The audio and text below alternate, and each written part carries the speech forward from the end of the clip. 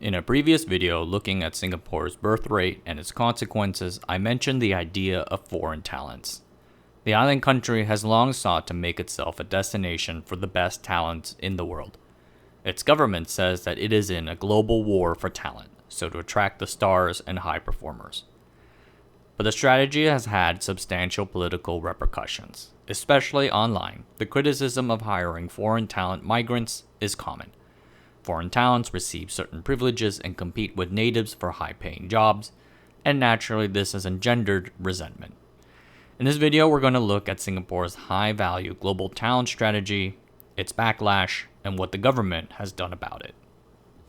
But first, I want to talk about the Patreon. For those who have not signed up for the early access tier, I want to call out a few of the videos queued up and waiting to be released. I am working on a video history of the Chinese overseas population in South Africa, as well as another on the attempted acquisition of Qualcomm by Broadcom. So head on over to the Patreon page and take a look. I deeply appreciate anything you'd be able to sign up for. Thanks, and on with the show. And before we begin, I am aware that this is a controversial topic in Singapore. In fact, it's a controversial topic almost everywhere. To be honest, when I began my Singapore series on this channel, I had no idea it was so much of a hot button issue. I will attempt to be as neutral as possible on this topic, and I ask my viewers to leave thoughtful, constructive comments, if you do at all. To simply yell at each other, and me, does not help anyone. That's what shouting into a pillow is for, and I suggest you do that if you have anger issues that need to be worked out. Alright? Here we go. Singapore has had some of the lowest fertility rates in the world. These ultra-low fertility rates have resulted in the rapid aging of the native Singaporean population. In 2011, the total fertility rate hit 1.2, then 1.1, and has not really budged from that ever since. This is despite some of the most aggressive pro-natal policies in East Asia. The government has created tax incentives, founded matchmaking agencies, modified housing schemes, and of course, blared out a plethora of baby-making messaging. They want to make it very clear that the nation considers its people its most precious resource, and procreation is a national duty. The government is anxious about the potential of its working-age population rapidly starting to decline over the next few decades. They are also worried about the commensurate decline of its economy's future competitiveness, and that has led it to open the doors to high-value temporary and permanent immigrants. This takes place within the larger context of Singapore shifting its economic national policy from that of attracting foreign investment capital to attracting foreign talents. For the first several decades of its economic growth, Singapore marketed itself as a cheap, business-friendly center for multinational companies to invest in. But as the nation entered the 1990s, Singapore's cost of living rose, making it much harder to deliver future growth the same way. Looking to what it was next, the government settled on transitioning to a knowledge-based economy. And immigration would be a part of that. Prime Minister Goh Chok Tong said as such in the 1997 National Day rally. In the information age, human talent, not physical resources or financial capital, is the key factor for economic competitiveness and success. We must, therefore, welcome the infusion of knowledge which foreign talent will bring. So in this worldview, you have a cadre of transnational elites, top-ranked and highly educated employees of multinational companies such as international finance, IT companies, and others. They live in big global cities like Hong Kong or London and can go wherever they wish. They are elite with a capital E. Their unique skill is to be able to bring a combination of information, ability, and contacts from one locale to another. In other words, they transfer knowledge for economic and innovation purposes, encouraging the flow of ideas throughout an industry, an ecosystem, and a place. Their unique tacit knowledge, a type of knowledge that researchers classify as not being easily transferable on a Zoom call or in an email, give them and their employers a competitive advantage. Local Singaporean workers working alongside these elites can pick up knowledge and experiences that they would not otherwise have been able to, and thus upskill themselves. One frequently cited success story from the past involved the national migration of ethnic Chinese entrepreneurs and executives from Silicon Valley to Taiwan in the 1980s and 90s. These people brought with them the contacts and knowledge to strengthen the information technology industry in places like Hsinchu. Many of the entrepreneurs and top management behind Taiwanese companies like TSMC were not born there. They came to Taiwan at the behest of the Taiwanese government, and the Taiwanese electronics knowledge-based economy prospered as a result. That is the lasting economic effect that Singapore wanted with this foreign talent strategy. The government undertook this foreign talent strategy with diligence.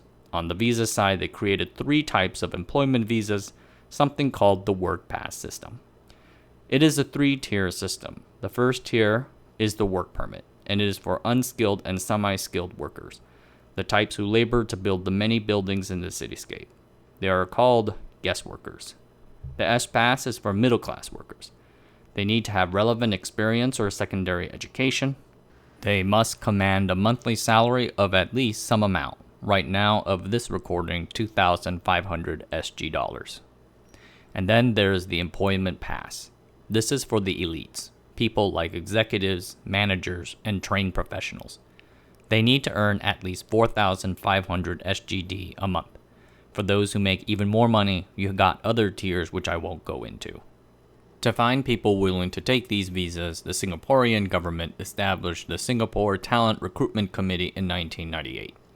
Offices were set up in Perth, Boston, Sydney, Los Angeles, and more to promote Singapore as a location in which to live and work.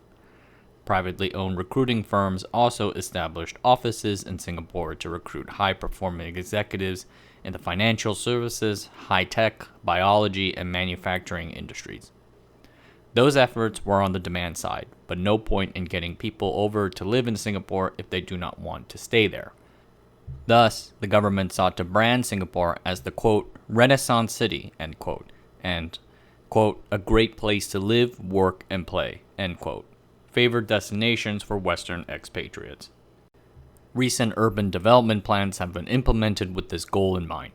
Whenever someone visits Singapore and tells you that it is quite clean, that is exactly what they were shooting for.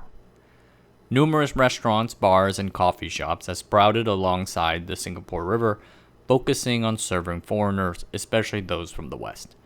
British-style pubs like Harry's Bar and Penny Black have become important expat watering holes. You have certain neighborhoods that are distinctly more Western, like Holland Village, where the merchants and the shops cater to Westerners.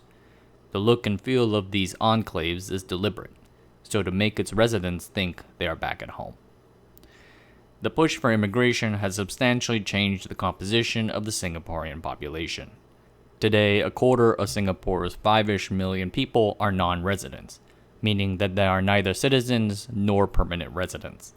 The foreign population has grown fourfold from the 1970s to 1999, then doubled again to 1.6 million in the 10 years afterwards.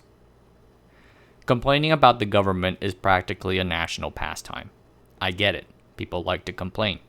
And a real case can be made that foreigners compete with native Singaporeans for good jobs, causing downward pressures on wages. With all that being said, the vitriol and criticism directed to foreigners and expatriates living in Singapore can get pretty sharp.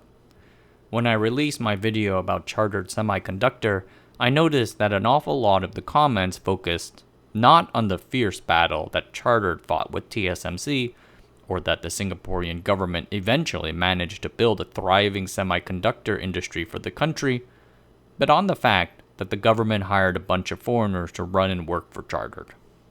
Side note, something that I had left out in that video, but probably should have mentioned, was that tapping the expertise of foreigners had been and still is a generally accepted practice in the semiconductor industry.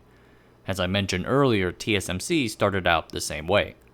Even today, nearly half of their independent directors are American or British, with Chairman Mark Liu holding Taiwanese-American dual citizenship.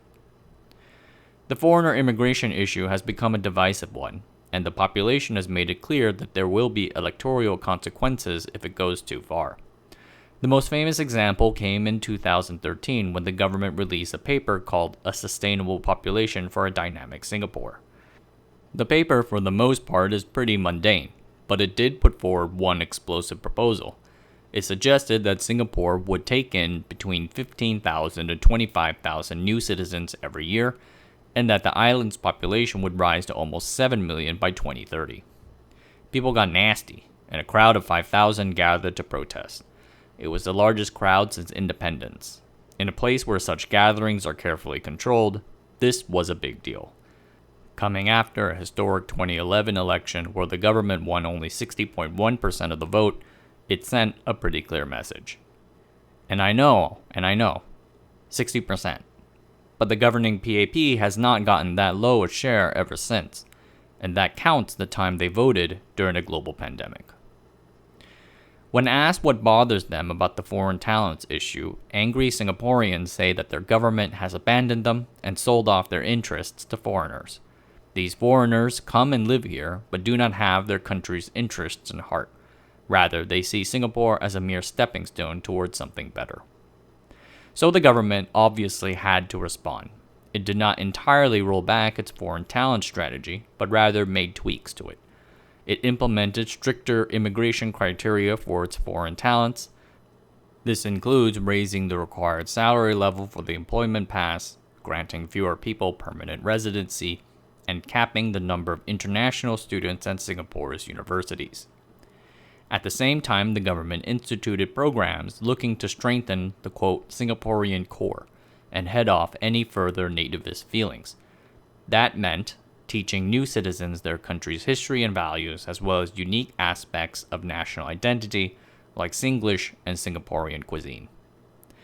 Companies were issued guidelines to maintain a Singaporean core within their ranks so that natives can be first considered before opening up a position to foreigners. And on the human capital side, new programs to upskill workers in new skills so to make natives more employable by companies. Governments have a tough job in balancing between economic growth and social stability. Real problems can emerge from either having too much or too little immigration. For now, the government seems to be navigating between the two rather well. The economy, despite the pandemic, remains fundamentally strong. Singaporean households enjoy incomes higher than that in the Netherlands, Hong Kong, and Austria, and far, far ahead of Taiwan, by the way. The discontent from transitioning to the knowledge-based, immigrant-driven economy has not broken out from under the surface. If the government continues to respond to and calibrate policy based on people's feelings, I think that balance can continue. All right, everyone, take care of yourselves out there. I hope to see you again soon.